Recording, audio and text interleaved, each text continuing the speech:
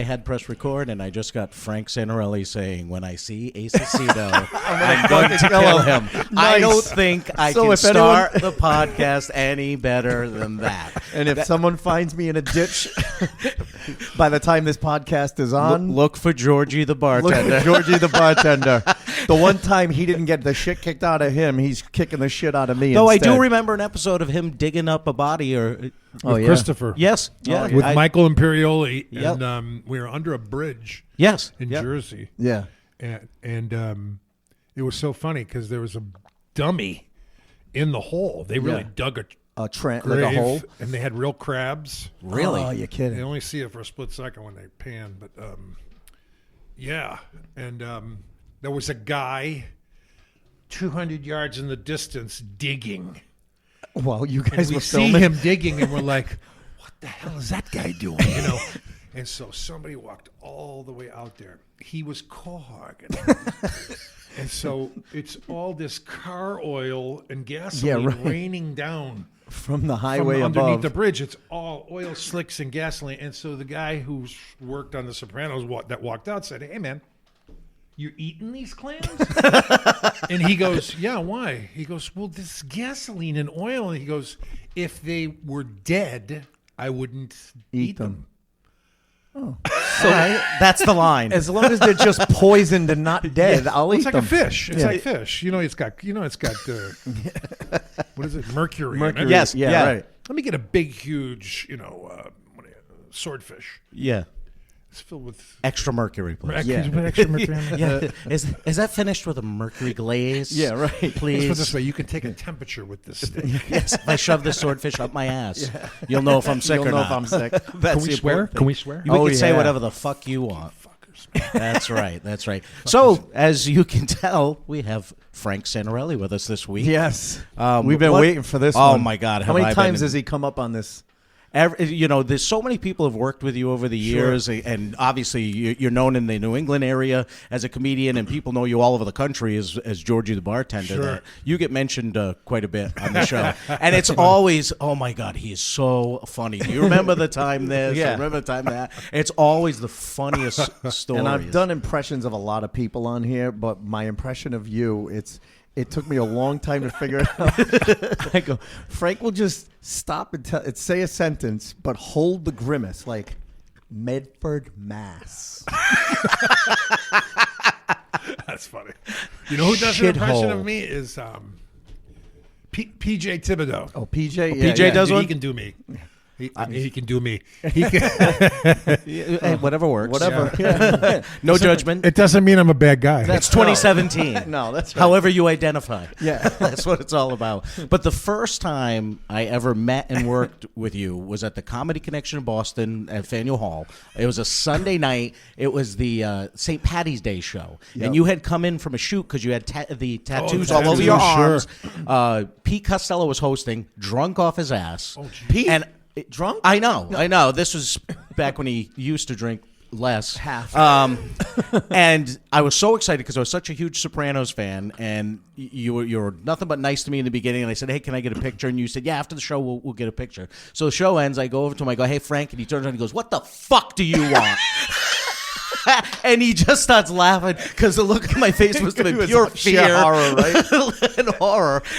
And I'm like, "Can I get that picture?" Yeah, absolutely. And it's just, he turned around so fast. He became one of the Sopranos Yeah, right. instantaneously. I'm like, holy shit, it's real. It was so funny. Yeah. Oh, man. And then the story that you told about your demo tape at the I Connection. told you that, didn't I? The demo. Oh, what was it, the you Connection? got me into the Portland Comedy Connection, Oh, okay. and you didn't know it. With because- Oliver. Yeah. Yes. Yeah. I was taping a set to send to them for them to see at the Kowloon. And I was working with you. I'm doing the middle spot, and I set up my camera, and I taped the first show, and then the second show Saturday night, I'm taping again, and I go home the next day, and I'm watching through it, and the first audience kind of sucked. Second audience was really good. I'm like, oh, this is going to make a great tape. In the middle of my set, all of a sudden, your head slowly rises up in front of the camera. And you look right at it and go, they're not buying any of this shit. And you just go back down. and you're gone. So I said, you know what? It's such a good set. If I cut that out, gonna take a they'll know chance. I edited it. So I just Sure. sent it as is. And Oliver contacts me, and he goes, I was laughing so hard at Santorelli that I said, if he's busted this kid's balls, he must be okay. I'll book him. And he got me the gig. But it's just the way you slowly rise up in front of the camera. They're not buying any of this shit.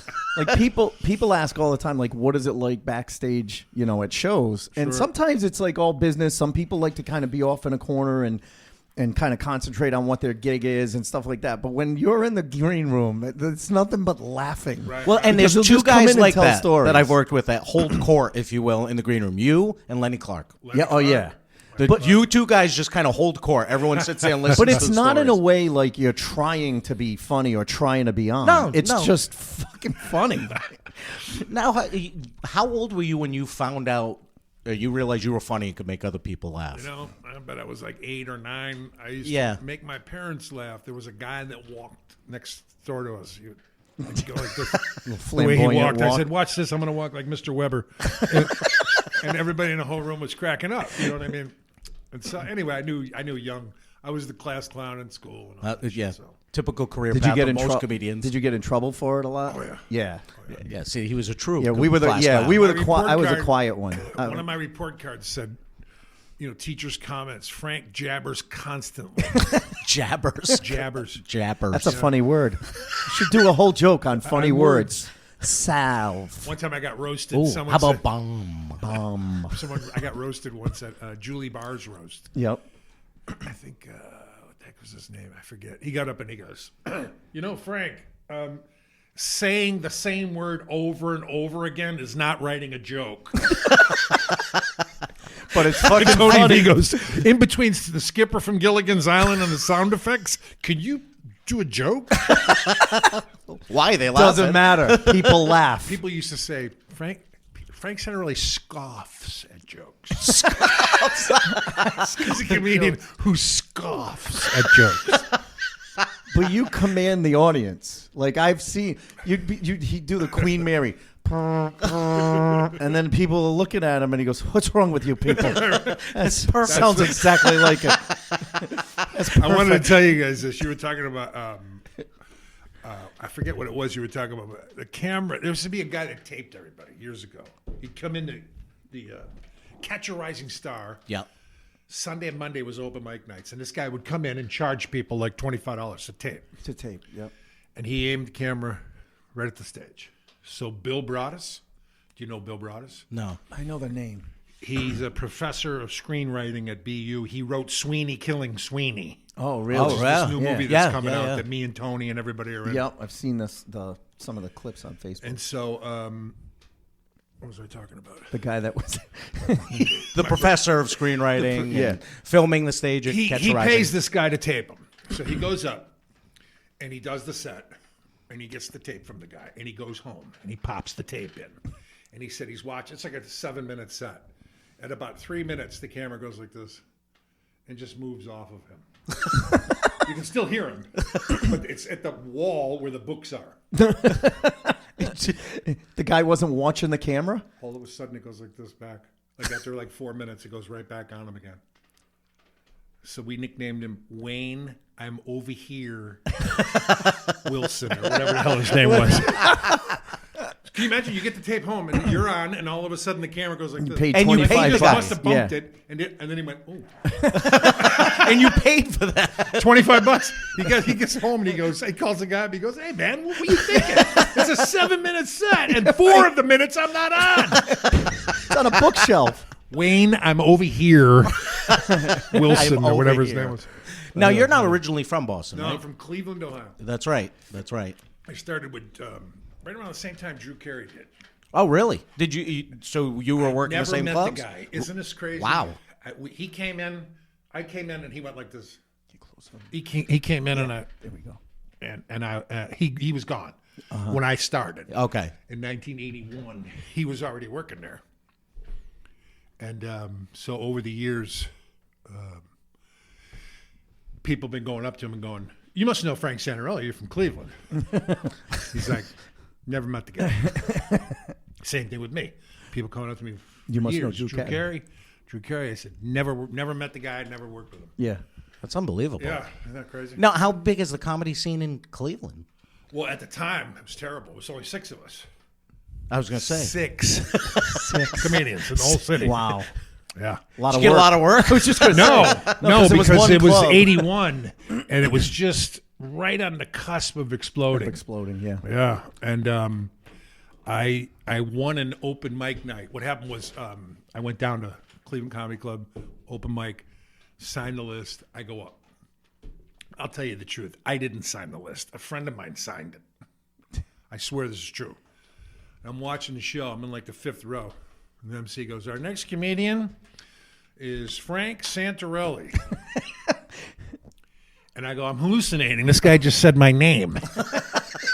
And the guy, my friend goes, here he is right here like this. He points to me. Now it looks like I'm chicken. Yeah. The crowd, 200 people going, you know, you got to go up. So I go up, and I'm sensational. Of course. It's the first time I'm on stage as a comedian. I'm killing. I'm balancing shit on my nose. I'm juggling.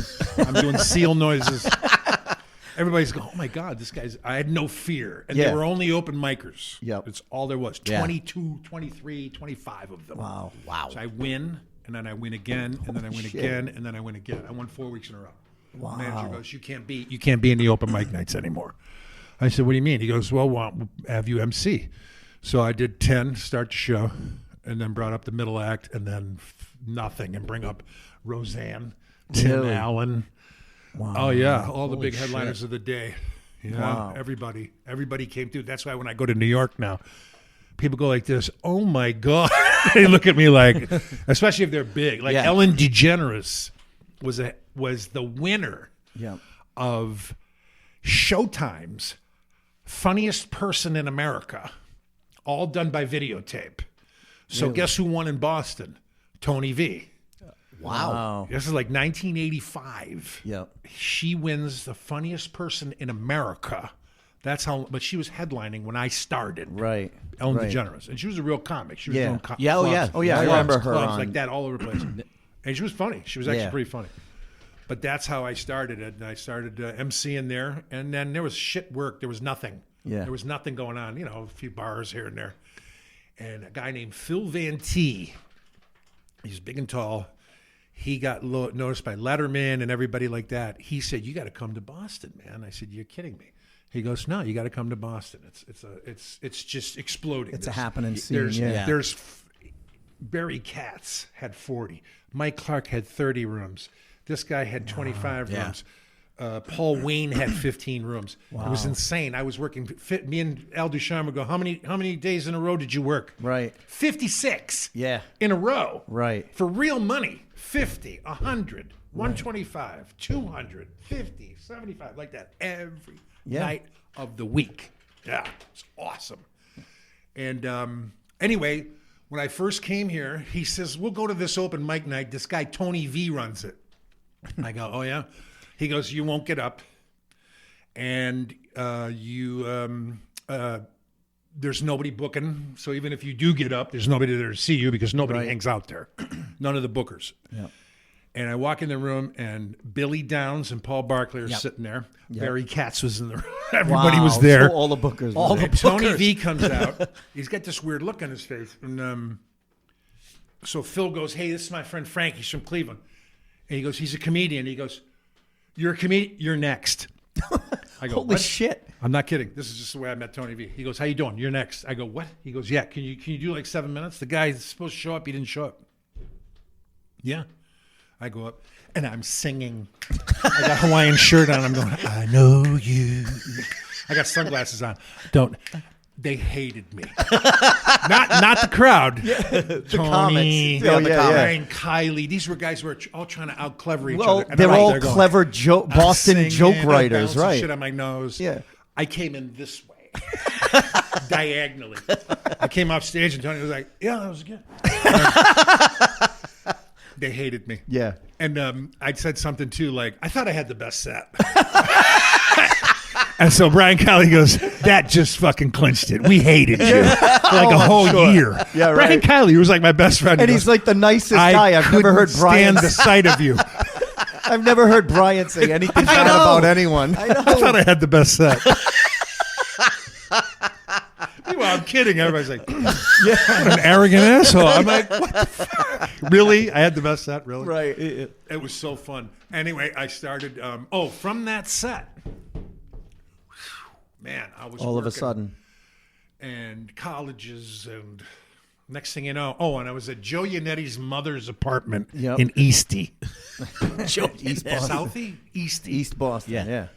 My friend Phil, tall, Big and tall. liberal, peace, earth shoes. He's like that. yeah. He's walking with a bag of garbage in Eastie. He's got a little tiny little tied up bag of garbage. And he goes to a dumpster and throws it in. Here comes a guy with a knife. You son of a bitch! Don't you put garbage in my fucking... Oh, yeah.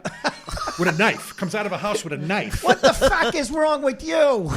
But I said, Phil, you just can't take your fucking garbage and put it in someone Just ain't else's. anywhere. Yeah, right. Where are you from? Not from the city. Not from Boston. Right. No. That's for sure. You believe that he almost got stabbed to death. But anyway, Over garbage. anyway, Yeah, right. I'm at that apartment. It's Joe Yanetti's mother's apartment. He doesn't live there. He's somewhere else. And I got like $3,000 in a drawer, cash. At the end of like a month. Yeah. Wow. And I was only supposed to stay like 10 days. So I said, hey, man, Phil, he had some people over. I said, come here. He goes, what? I go, take some of this money. He goes, what? I never had so much money in my life. Right. I had $4,500, I think. He goes, what? I should take some of this. I don't know what the fuck to do with it. He goes, why don't you go get an apartment? Just a suggestion. Yanetti's starting to call you stepdad. I take the T into downtown Boston. I get out, realtor company on Newberry Street. I got an apartment for $60 a week on Marlborough Street in Back Bay. Wow. But get this, Marlborough Street goes all the way to Mass Ave. At the Right. end was a dry cleaner, then there was like some candy store, and then our building, which was a tenement house. I'm not kidding. I had to share a bath in the hallway with 5 other people. It was roaches. It was bad. People would go, where do you live? I'd go, Marlborough Street, Back Bay. Yeah. People were like, Because everywhere "Excuse me? else on Marlborough Excuse me? Street. Yeah. Where do you live? Marlborough Street, Back Bay. Which is like the richest Yeah, real right, estate. yeah. Yeah. Are you kidding? I go, no, No. not at all. Yeah. My at 399 Marlborough Street. Man, they didn't know it People was would the be biggest like- shithole, right? Who is this guy? Says he has the best set. Right. He's living on Marlborough Street. I thought I had the best That's set. the thing. He says a great things line. with such a deadpan delivery that you don't know how to take Yeah, it. yeah. You got to wait for the grin or the smile. It's like, Yeah. was he serious just then? So when did acting come into play? You know. Oh, yeah, that was, I was in school, in theater in high school, big time. And there were 3 plays a year. I did 12 of them.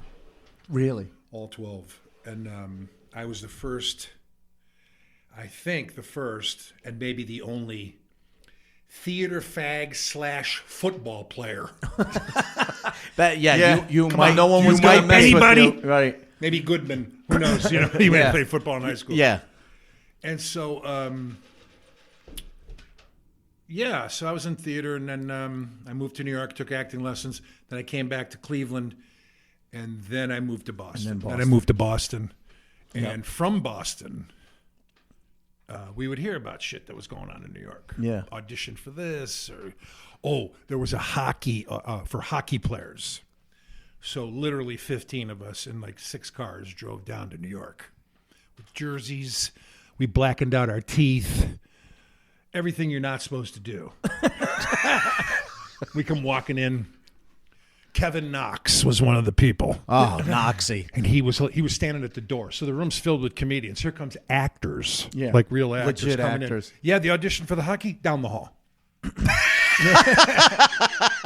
burst out laughing. Like, holy shit. The guy comes back like 5 minutes later. He sits down. Fucking ass. He's looking at us. Everybody that came to the audition for the down the hall.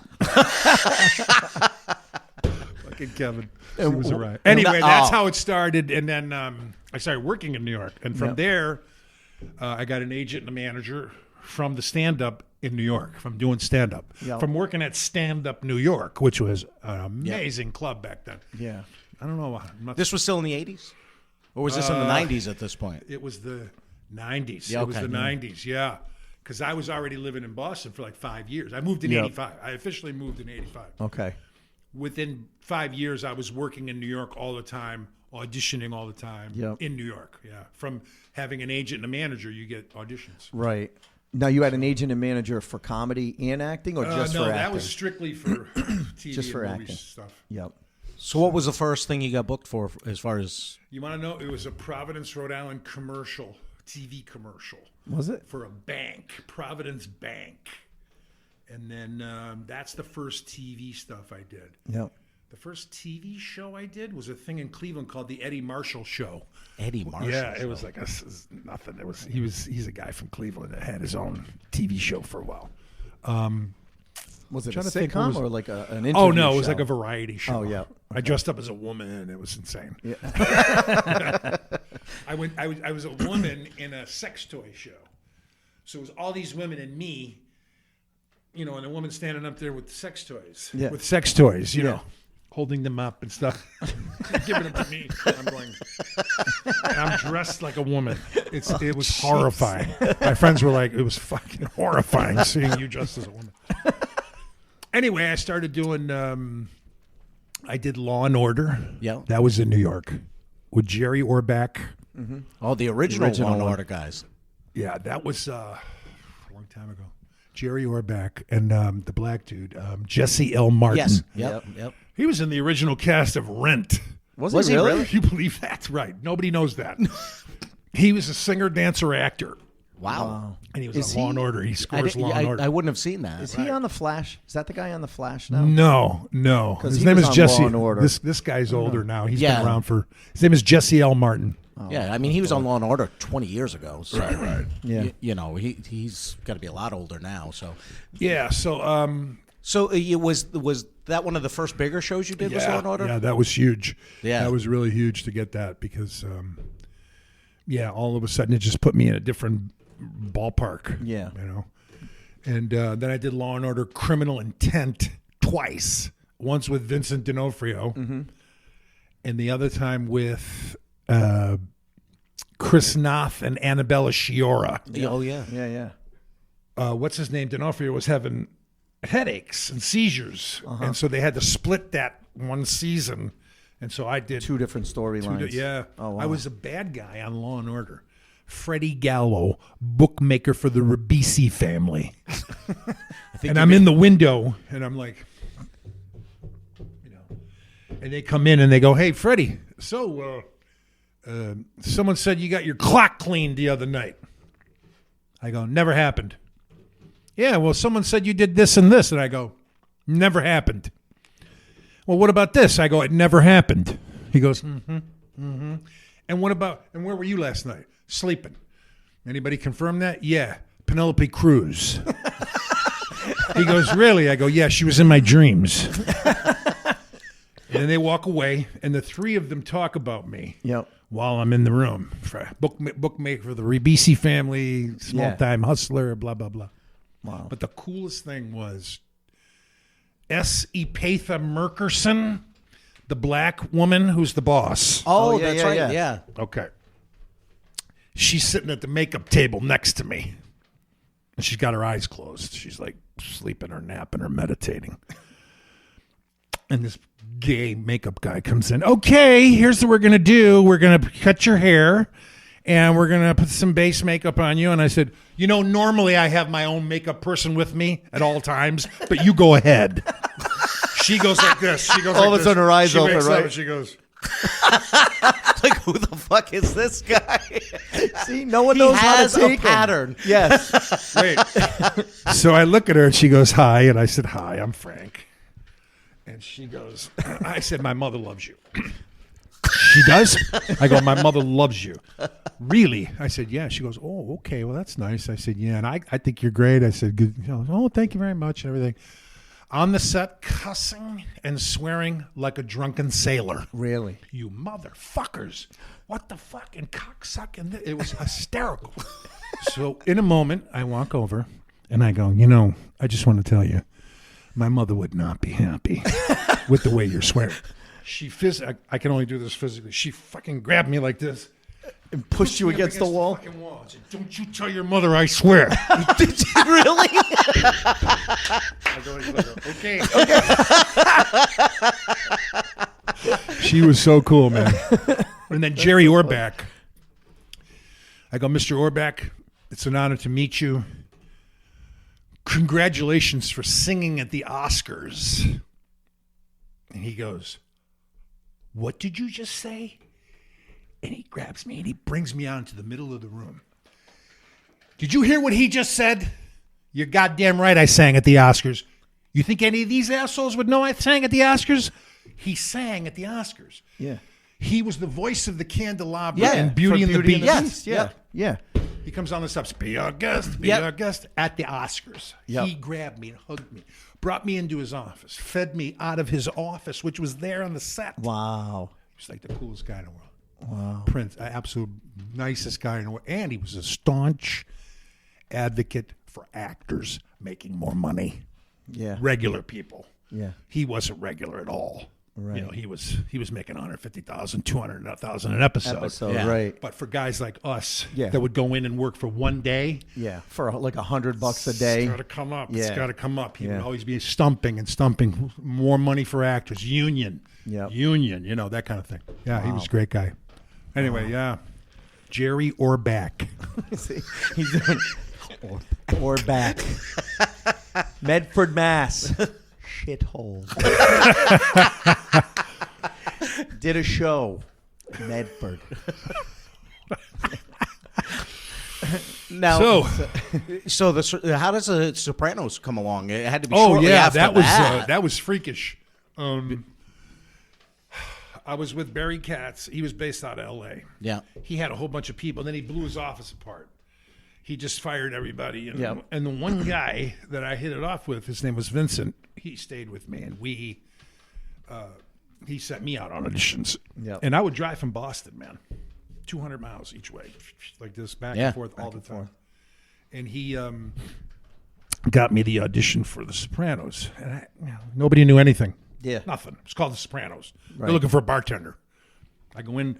The lines are literally hello, hello. Right. My first scene. First hello, episode. Hello. That was the first episode ever. It's a fucking menu. Hello, hello. And I stop, and there was. Her name is Georgiana Walken, Christopher Walken's wife. okay. For real. Is the casting person. Wow. For The Sopranos. Walken Casting. So I see her, Gandolfini, but I didn't know. I thought I knew who he was because I recognized him from Crimson Tide. Yep. Yeah. Yep. And somebody else, and I think David Chase was there. I'm not sure. But anyway, I go, hello, hello, hello, hello, hello. And it's total silence. And I go, if I get this part, I'm going to need more lines. She goes, she saved me losing it. because the other people didn't want to laugh. Really? Oh, yeah. I said, I would definitely need more lines than this. And she roared. And I left. Wow. And I left. I walked out of the room. Yeah, 'cause When have no you idea. left, what was your feeling at the point? I didn't know Yeah, anything. you I have didn't no feel- idea, right? If they ask you questions, where do you live or what are you about or what that means they're, thank you. I went like that, and I walked out. That's Right. what Tony V says is best. Apparently, it's nice to meet me.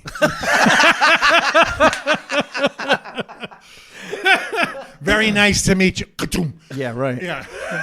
That's the key. And so, anyway, I was sitting at home, and the phone rang, and my manager, Vincent, said, "You got that soprano thing?" I go, "You're kidding me." Yeah, it's one day. Yep. One day. I said, "Really?" He goes, "Yeah." I said, "Okay," and it was probably $1,200, Yep.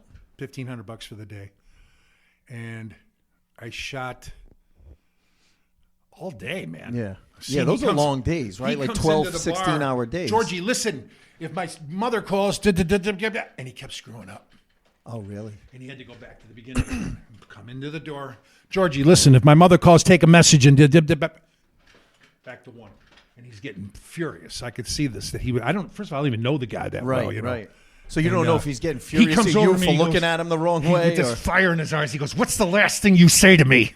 I go, "The phone's for you," or something. He goes, "Oh, okay, good, thanks." He just was, He had a block.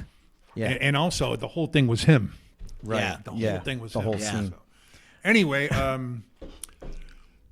there was a lot of downtime, so I start taking the bar napkins, bar towels, and throwing them over my shoulder, and I'm Cleaning. I'm acting, while things going on.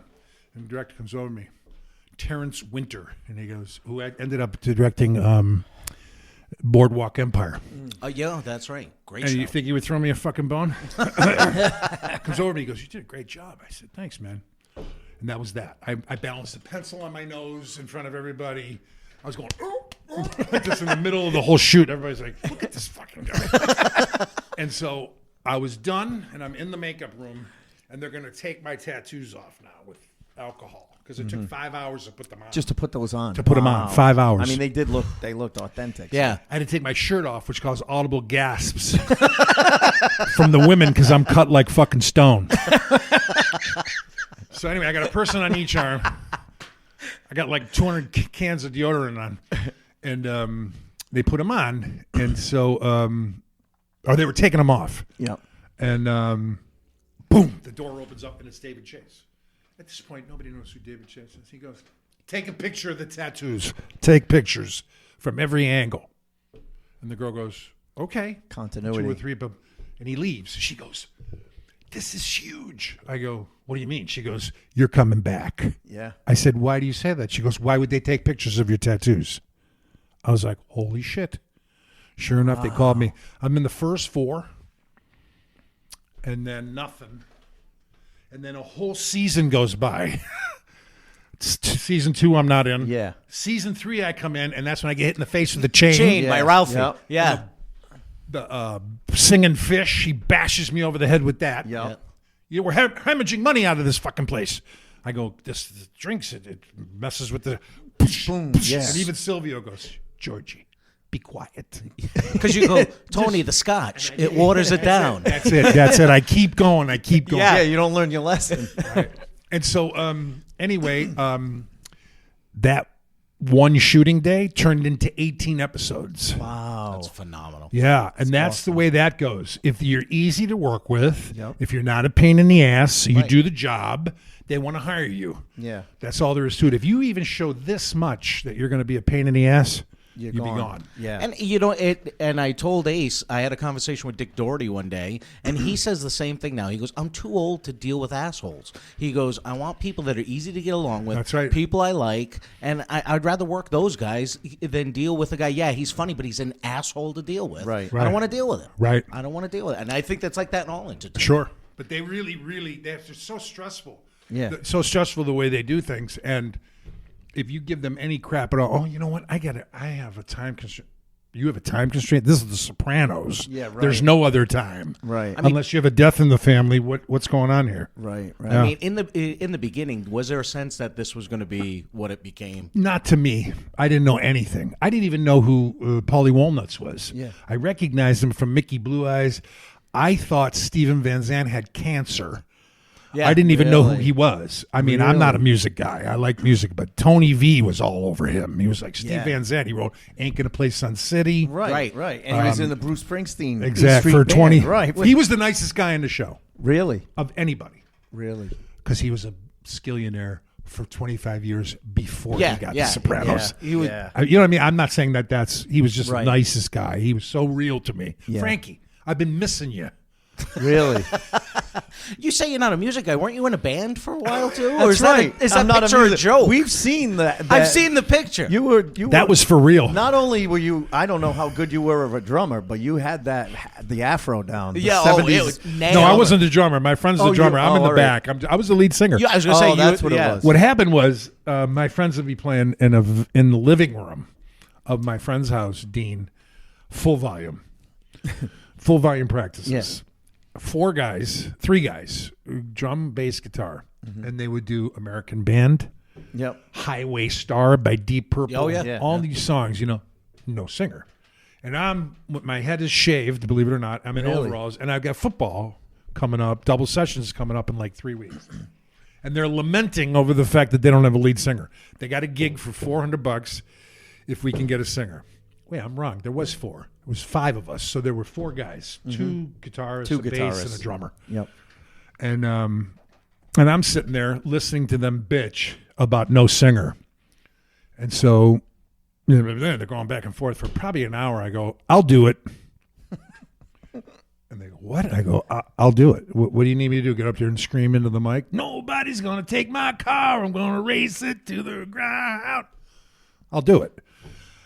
You're shitting me. I go, no. When's the gig? It was on a Friday night. I said, okay.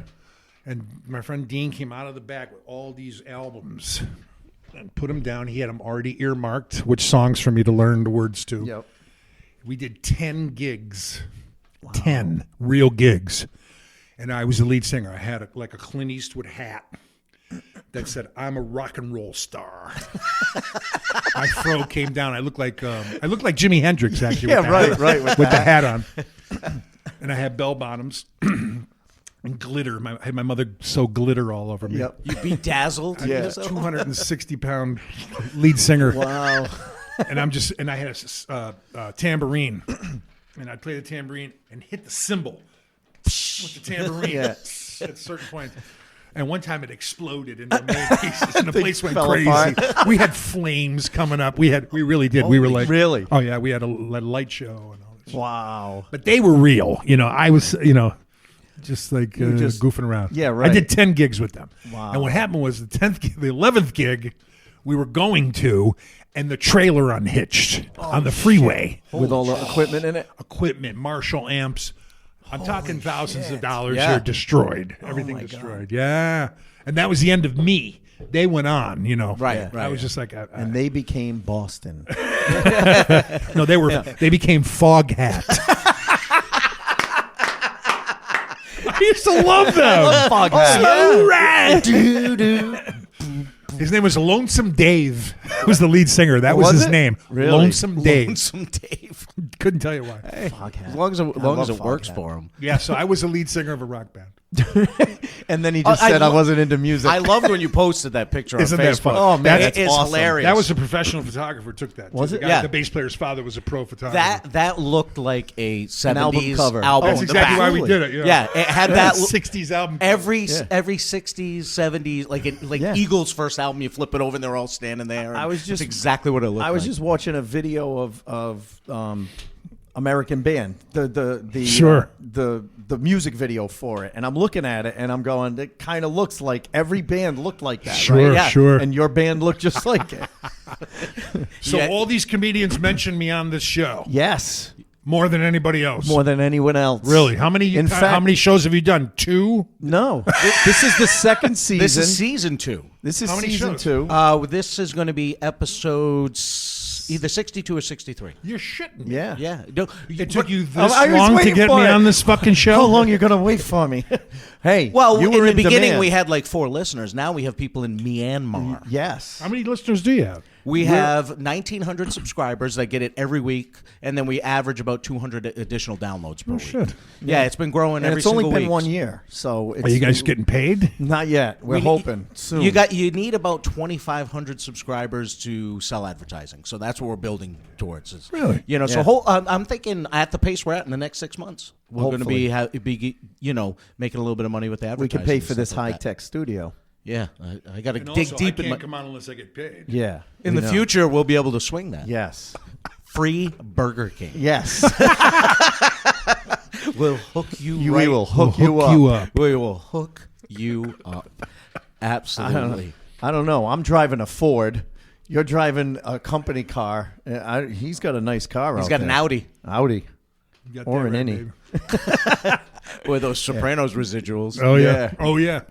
It does come in. Yeah. You know what's weird? We're living in a weird time now with that because I'm getting residual checks from literally everything I've ever done. Really? Everything is being rerun. Meet the Parents. yeah. I did Meet the Parents in freaking 2000. Wow. And I'm still getting checks. You know why? Because they made Meet the Fockers and Meet the Little Fockers. Right. So they have to run the first one again. Right. Every time they Nice. run it, I mean, I'm not killing it. I'm not Yeah. getting rich.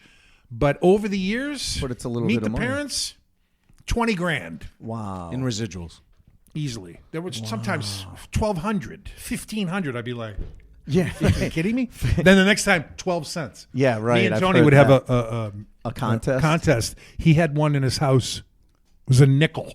Yeah. And he framed it. Then I went to 2.5 cents. 2.5 cents. It Not costs kidding. more to mail the check. You are Right. not going to believe this. I should have brought it. I have a check that says $0, 000, void, void, void. They sent me that check. They still so they sent took it. exactly the same amount in taxes as they gave me. Right. It's like $145. Wow. A check for no money. Money. But they got to Like, they what gotta are you track doing? What are you people? Are you for real? Yeah, right. You That know? makes no But sense that's weird. at all. And it was always funny to me. Like now it's kind of cool because my daughters, they're all adults, and my oldest is always texting me, "Hey, what should I watch? What should I watch?" And I told her 2 years ago, I said, "Watch The Sopranos. It's one of my all-time favorite It's a great shows. show. Yeah. It's a great show." It really is.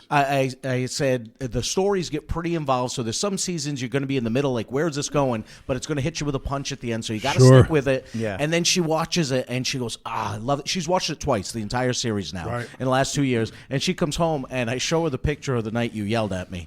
And I said, "You recognize this guy?" She goes, "That's Georgie." I'm like, "Yeah." I go, "Yeah, I couldn't show you that years ago Yeah, when I right. took the picture because you were way too young." She goes, "That's amazing." Now, when you were on, I got to ask this because you mentioned Barry and Barry Katz. Barry Very Katz. So, and so I remember when I first started. I started in '89, and Barry had a room down in Newport, right at the Rotary near the bridge, and Beachcomber or something like that.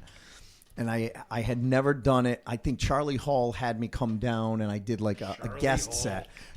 We actually had Charlie and Frank on here a couple of Talking weeks about ago. Periwinkles when Talking that was about open in periwinkles Providence. and Great shit. club. Yep. But you mentioned Barry, and then I just remember, like, I don't know, when Last Comic Standing first came on, right? Because wasn't he the executive producer? He was. All right. Yes. So all I remember is I'm all excited. I go, "Oh my God, I know people on this show." Like I'm talking to people at work going, yeah, my friend this was on there and this guy was on there and I know this one. And I'm sitting watching because I hear you're going to be on one night. And I'm watching it. And I don't know what happened with the judges, but you didn't get passed or you got passed over.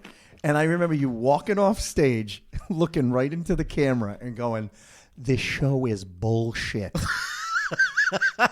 And you walked off and they had to bleep it out, but they still showed it on the show. And I'm like, that is fucking the best audition on this show ever. That's in one of the all-time stories that history. came up on the And that podcast. was Was you what- go, "This yeah. show is The reason bullshit." I didn't go on was because of my interview. Because I killed. Yeah. And they go, "Okay, so what do you think?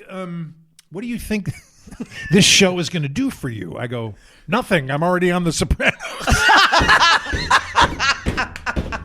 And the guy goes like that. He literally went. He said, "What did you just say? This is going to do nothing for you?" I said, "I'm on the #1 TV show in the world." I wanted to go, "This is 190th." Oh my I God. think that's what literally, happened. oh yeah, they wanted to see if Yeah. you were going to be able to, Right. be amiable. And I was like, this is the 10th. Here's what I said. This is the 10th best gig I'll do all year.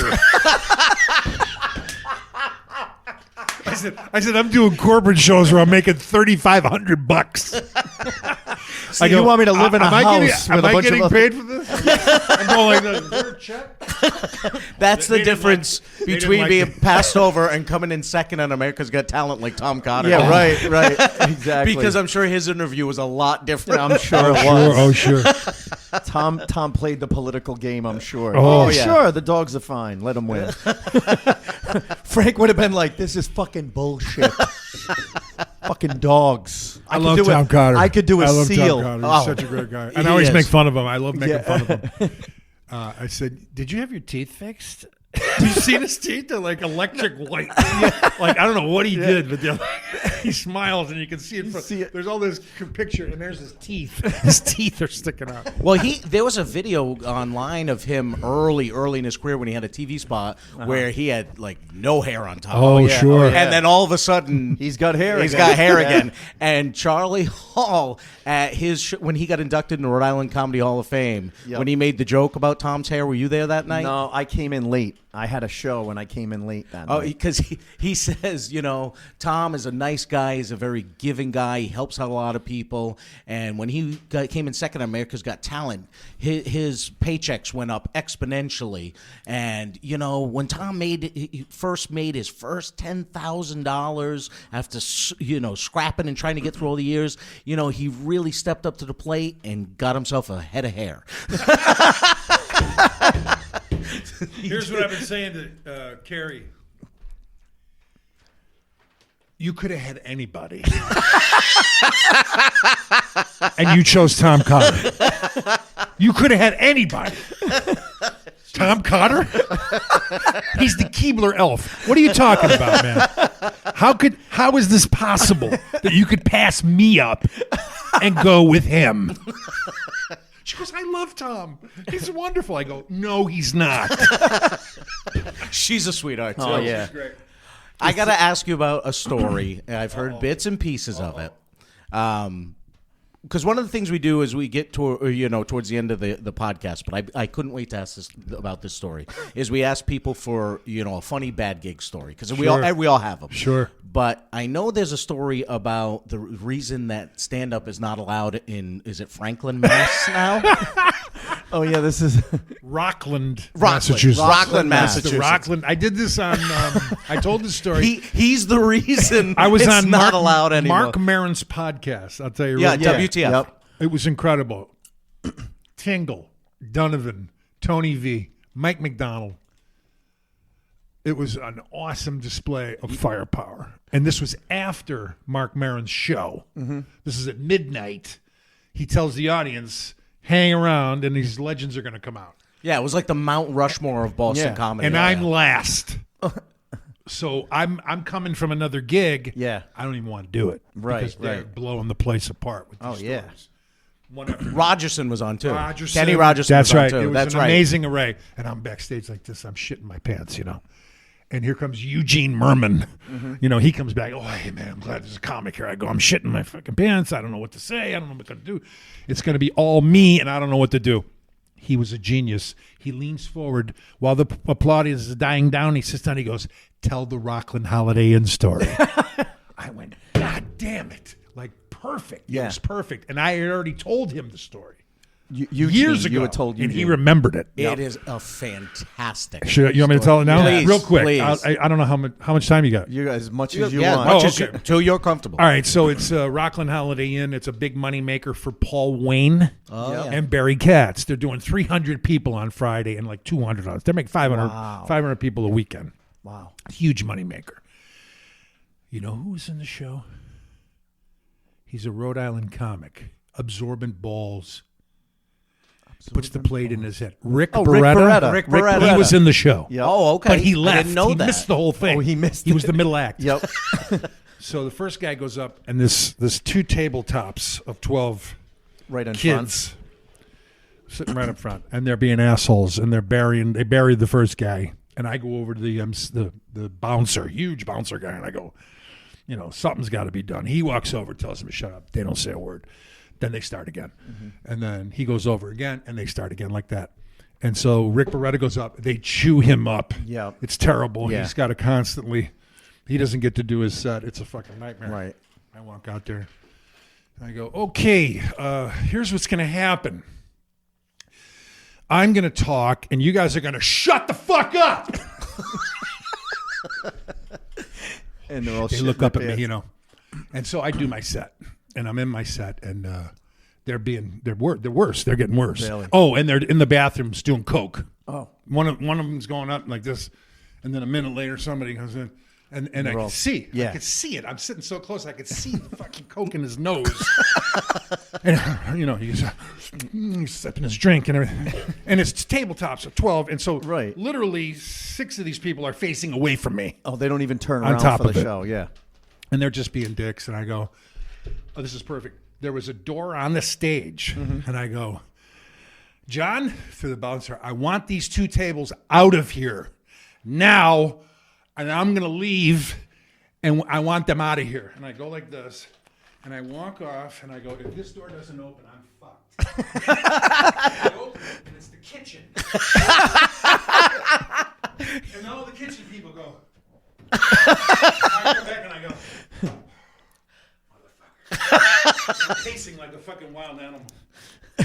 I'm looking through, and they're getting rid of these 2 tables. They're getting rid of them, And so I'm milling back and forth, and all of a sudden I look in, and one guy won't leave, and he stays. He's like, and the bouncer's going, listen, man, you got to leave, you got to leave, you got to leave. He's like, I'm not leaving. And so I see this. There's 300 people. Yeah. In this giant ballroom. Right. And I come back into the room. And, John, let him go. It's okay. Let him go. It's like this. It's So he's total got his silence. arms crossed, just Total looking silence. at you, I'm right? going, so, buddy, what's up? I don't know. I go, you and your friends fucked up the show. How does that make you feel? I don't know. Wasn't my fault. I go, you and your buddies, all these people came to see a fucking show, and you and your friends fucked the show up. And now I got to fucking build it back up again, and I got to work these people, and you and your friends fucked up the show. And he goes like this. He starts to cry.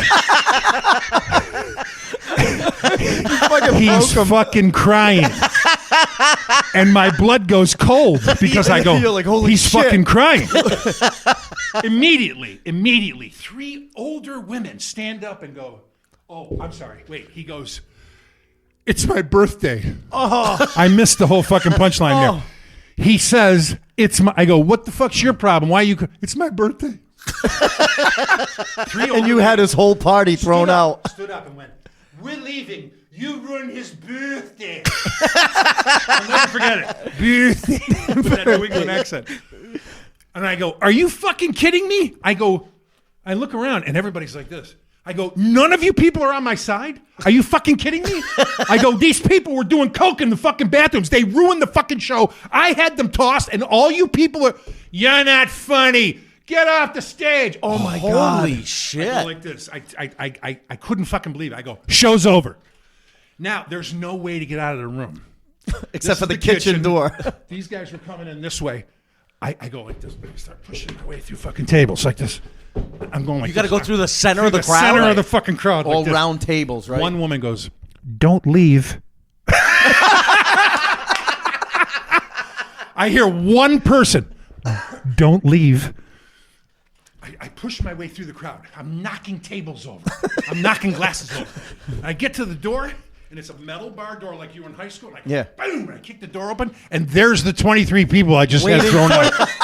And they go, there he is, and they come at me. They fucking come at me. And I lean up against the fucking wall, and now I'm fighting them off. There's 3 or 4 of them coming at me, and I'm fucking swinging like this. And I punch one of the guys in the chest, and he goes down, and I go out the door. Nobody chases me. And naturally, my car is a quarter mile from the fucking front door. And it's cold, and I'm going. And I hear behind me, somebody's coming. Steps, somebody's running up to me. Yep. And I go, this is it. It's a fight to the death. And I take my keys, and I put them in my hand, and I turn around like this, and it's the guy whose birthday it was. This is what he says to me. Don't leave, man. We're going to fucking party. I know Mike Clark and Lenny Clark will fucking party. I was at the Hagler fight. I go, what? And I'm going like No, this. he wants to play. He's going, no, don't leave. I said, okay, let me. And I take my key and I put it in the fucking door. And he's going, okay, we're going to party. I go, you got any more coke? Yeah, I go, boom. I shut the door. He goes like that. I go, I lock it. He goes, bam. He punches the fucking glass. Bam. He kicks my fucking car. Oh, my God. Oh, yeah. I go, I come around the corner. There's the 24 people people spilling out on the street. They throw keys and fucking Holy cans shit. and shit in my car as I drive away. And thus, There is no There's no comedy. stand-up? I get to Barry Katz's office looking for my check. Am I getting paid for this? Monday morning. Well, you've been the subject of conversation this morning. A city ordinance against comedy. No. Yes. Yeah. Those women, they went and complained. And they stopped comedy for like 3 weeks. And Katz was like, you got to do something about this. You got to do some spin control. You got to help us out here. And I said, okay. Yeah. I know exactly what to do. I knew the manager was gay. He was a gay guy. Mm-hmm. I could tell. And I called him up on the phone and I said, hey, those guys were going to beat me up. Yeah. Did you see that? He goes, I did. I said, well, can you give him the room back? That's what I did. I talked to the manager. Right. And I said, I was almost beaten up in your establishment. Do you want me to sue you? Right. I was attacked in the parking lot. I said, what's going on here?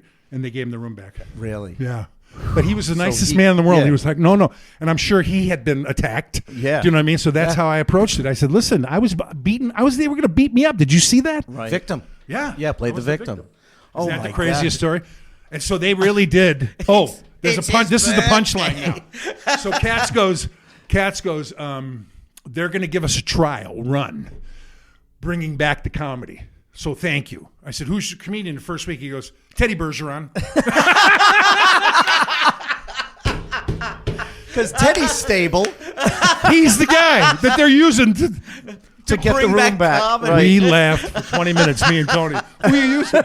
Teddy Bergeron. God love the guy, but Oh, yeah. Oh, yeah. 100 times he hasn't shown up to gigs. Yeah, right. Right. You know, yeah. Exactly. It's hysterical. Isn't that a funny? That's a true story. That's That's hilarious. That's going to be one of the funniest. and it's stories even I've ever more heard. detailed. It's even more crazy. And I mean, it's an insane story. Right? Actually, an ordinance passed. Passed against to make comedy. sure that The shit kicker doesn't have to was, get. what's your fucking problem? Yeah. It's my birthday. I can honestly You say I've ruined never his had a birthday. heckler You cry. ruined his Birthday. Birthday. fucking You're sweating telling the story. You need oxygen in this room. It's a little thing we use. Oh my Holy god. shit. Hour in. Yeah. Thanks, guys. Doesn't it go like It was that? beautiful. It was Yeah. a beautiful thing. No, we appreciate it, man. problem, I man. mean, you were always one of the guys that we looked up to coming up, and Right. and your stories are just fantastic. That's the thing. It's funny. It's nonstop and funny. Ace told that story on the episode with Charlie and Frank yeah. about the you on Last Comic Standing. This show is bullshit. the balls of you doing some of that stuff to these people. But you know what? Like you said, that's what got you some gigs and stuff like that. Yeah. Absolutely. You got me a gig by doing that. yeah. So It's that deadpan. Yeah, it's a deadpan delivery where you don't know whether or not to take him seriously, and then you realize he's really not being serious. It's just because he holds it and makes you shit your pants, and then a big grimace comes around his face, and he starts laughing. yeah, that's know? what happened to me the first time. The fuck do you Yeah. want? What? Sorry, man. Did you guys ever see Wedding Crashers? Yeah. Oh, yeah. Yeah. Will Ferrell. Oh, yeah. Oh God, yeah. You're yeah. coming with. Yeah, who the fuck? I almost nunchucked you, man. Then he goes, You don't even know. You don't even know. Ah! Yeah. Lasagna! Now! I don't know what she's doing up there. You know what she'd do? That was the funniest 3 minutes I've ever Yeah. seen. Oh, because I the was first time dying. I saw it, I didn't know he was in it. Yeah. So when he comes down the stairs, Yeah, it and was he's like got a the nunchucks cameo. on, Yeah. and the girl comes out and says, "I got to get going. But you Whatever know you got what? to do, babe." You know what? He goes, "Her fiance died hang gliding. Oh my God, I'm gonna die! What a loser!" You know what? That's Frank. yes. Like in real life. I love that. That is the funniest scene. I can watch that over and over again. Oh, his scene is Going to Ma! going to meatloaf. That's what he says. Meatloaf. Oh, Meatloaf. No! You hungry? we're going. You hungry? Hey. Ma, meatloaf. I go. Hey, I don't know what she's I'm doing. going to a funeral today. You're coming with. You're coming with a funeral? Yeah. Oh I yeah, love girls Will. are crazy horny. I love Will Ferrell. I fucking love him. Everything he does Right. makes me It's laugh. funny. I get people that go, oh, I don't like him at all. I'm like, How? I don't get it. is wrong with He's you? just so silly. It's funny. Did you see his one-man show that they put it on HBO? Was the one when he was George George W. Bush? George Bush. Oh yeah. Yeah, You're Welcome, America. Yeah. A final night with George He's W. Bush. hilarious. And in the beginning, he's being lowered down like he's being dropped from a helicopter. And they had the big victory sign behind him. He goes, "Remember that shit?" I'm like, I love this special already. He's so He is funny. so I funny. love this. Constantly creative, constantly working. Yeah. It's only 6:30. Yeah. Yeah, we wow. we cranked We right got- through, man. Cool. But it was a lot of fun. Thank Hey, you. thank you. Website, obviously. FrankSantorelli.com. Yep. .net. FrankSantorelli.net. He's a great one to follow on Instagram. He does a lot of iced coffee songs. Iced coffee. I like the way he picks up one day and he just puts the straw in his mouth and he takes a sip, sucks goes, on the straw. delicious. And that was the whole video. But it was like a 2-minute video, and he only says that one word at the end. Yeah, you're just What was the watching. other one? You're Oh yeah, stirring I'm going decaf. It's no good. it. Yeah. And I'm going like this. He's falling It's asleep. decaf. Yeah. It's no good. And what was Then you the had other one when you're Wait. laying in bed with a saucer and a cup, sipping the coffee. And what was the one? I just watched a commercial about a tooth. Oh What was the one? The tooth. Oh, that was for real. I said, commercial comes on. It's about a tooth or a gel. I go, woman standing on a tooth. Nice woman in a suit standing on the tooth. I'm thinking about the audition. Okay, can you pretend that you're standing on a big tooth? Can you do that? We need it to be real. You're standing on a giant, and it's uneven, and you don't really, and you're gonna fall. It's a tooth, and we need you to stand on it. Yeah, Man, no, I want to know who the marketers were that pitched the idea Exactly. to Yeah. the company. What the Okay, hell we're are going to you have a woman in a business suit, And she's gonna stand on this tooth. on the tooth. It's gonna be great. and the people at Origel going, that's It's going gonna- to sell some product. It's going to sell a shitload of Oragel. That's going to Trust me. You reminded me of something Kenny Rogers said. He goes, you go to these shows and there's 8 people, and they want to do the show. Yeah. It's like, you know what? These people are going to go. They're not going to go home and go, there was 8 people there. It was great. Yeah. No. The smallest crowd I ever performed in front of was the Comedy Connection in Providence. It was like the Wednesday night show when they used to do Wednesday to Sunday. Sure. Yep. And it was me and Harrison Stebbins. And on the Wednesday, they just were doing a 2-person Yep. show. And there was 2 people in the audience sitting up front. Oh my God. And Debbie was the manager then. Yep. And Harrison goes, "We're not having a show, right?" And she goes, "Well, if we don't have a show, you don't get paid." He goes, "No, I drove down from Massachusetts. Right. You know, you even do- if you you do the canceled show." ahead of time, I would get half, Right. at least." He goes, she goes, "No, if you guys don't perform, you don't Bill's get not paid." gonna pay, yeah. So he goes, "All right, show's on," and he takes me aside. He goes, "We're going to give them 50 minutes total. That's it." Yep.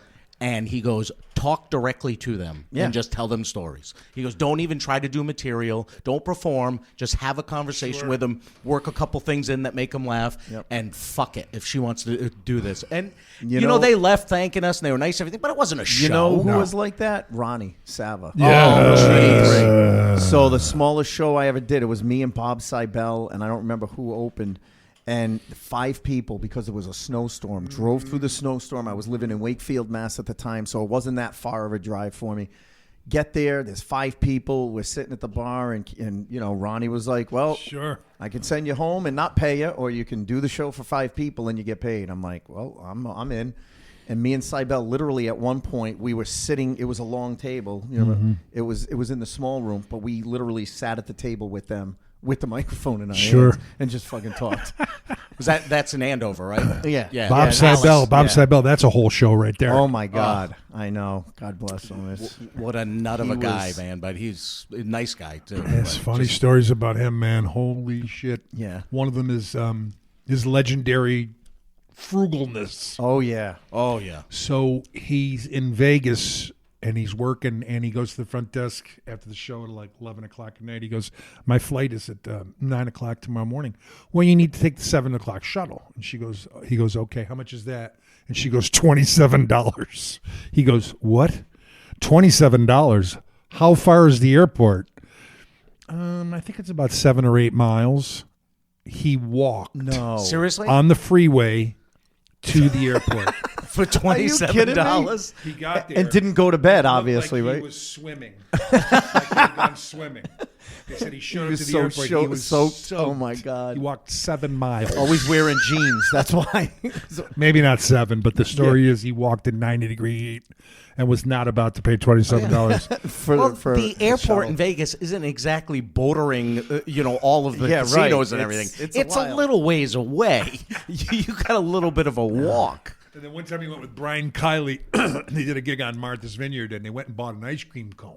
Both of them were just walking. And the ice cream cone, Martha's Vineyard was, $6. Yeah, right, right. $7. That's all he talked about the whole weekend. Can't believe I paid $6 for that fucking ice cream. I still cannot believe that I paid for that ice cream cone.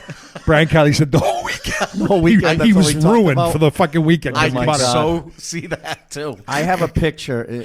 Diane, his wife, sent to me, Sure. and it was we played. I think it was for Johnny Peasy. We played Angie's Clams right on the Rotary in Revere, and Bob is like, "Holy Christ!" He goes, "Look at it." He goes, all these years I've been doing this. He goes, I'm playing at Angie's Clams. He goes, Ace, come on, we got to get a picture in front of this. And there was a fucking sign, Ace Aceto, Bob Seibel, Ace Aceto, and the two of us in front of it. It's Angie's all grainy and shit. Clams. Angie's Clam Shack. Some of the places that you perform comedy at, huh? Yeah, what are some of the Bob craziest? Seibel, me and Bob, comedy on the bar. So you're sitting like this. This is where the base of the mic stand was. And the comedian stood on the bar. On the bar? On the Swear to God, it was in Drake at Mass. I'll never forget it. Really? First week, Mike Donovan and somebody, 150 people. Me and Seibel, 3. It was absolute death. I have the photograph that he took of me on stage. On the bar? On stage, on the bar. Oh my God. Like, what was the guy? And it lasted Oh. 2 weeks and it was gone. Really? What a shock. We've talked about that. We've talked about that on past podcasts. When you get approached by someone like who owns a bar or a restaurant, and they're like, "Oh, we want to do comedy here," and it's like we want to come up with a checklist of everything that will possibly make it the shitty gig. Sure. Because the bar owners never, no, it'll be fine. Yeah, we'll take an intermission, or we're gonna let them dance in between, and or no, it'll be fine. There's no stage. You don't need a stage. We have a guy play guitar and it works fine. Everything that could possibly fucking make it a shitty gig, they think is a great idea. Well, one of the things you don't need on the list, but I saw happen, was don't put the shoebox-sized stage in front of the cigarette machine. Yeah. We were doing a contest, the Sam Adams Comedy Contest in Providence, and Tom Dustin's on stage. Well, the 1-inch stage that's in front of the cigarette machine, and it was a place where like the crowd, the bar people didn't know there was going to be a show that night, which is always awesome. That Makes always for a great helps. crowd. I can't tell my regulars not to come in on that night. So a guy goes over to the machine while Dustin's doing his set, and you hear the change dropping in, and the guy's leaning, and he's leaning, and he finally taps Dustin on the side, and he goes, "Hey, can you pull Marlboros for me?" So Tom's going to turn on the set and drop the Marlboros out for him. And I'm like, okay, this is what comedy is. Yep. Or when they won't turn the TV off when the Red Sox are on, and just We What can't goes turn the on? TVs off. We'll piss the people off at the bar. Sure. Well, then why are you fucking doing comedy here? that's a podcast one time. We got to get a group of guys in here and talk about the shitty gig list. Yeah. What That's makes it. it a shitty gig? And, Yeah. you could fill 2 hours with that. Yeah. But Frank's got a gig got tonight, it. so we got to let him Yeah. go. Thank you, guys. Thanks again for God bless. coming on. We appreciate it. God bless Everybody, you. thanks And for your hopefully support. this propels us over the 2,500 mark, so that we get some. And hop in a hand for Be careful. He's and Scott Higgins, both of them coked up out of their minds. if this breaks us over 2,500, he's going to have to get another residual check. That's what it is. We're definitely gonna have to cut a check next time. Yeah. Thanks for tuning in, guys. We will see you next week.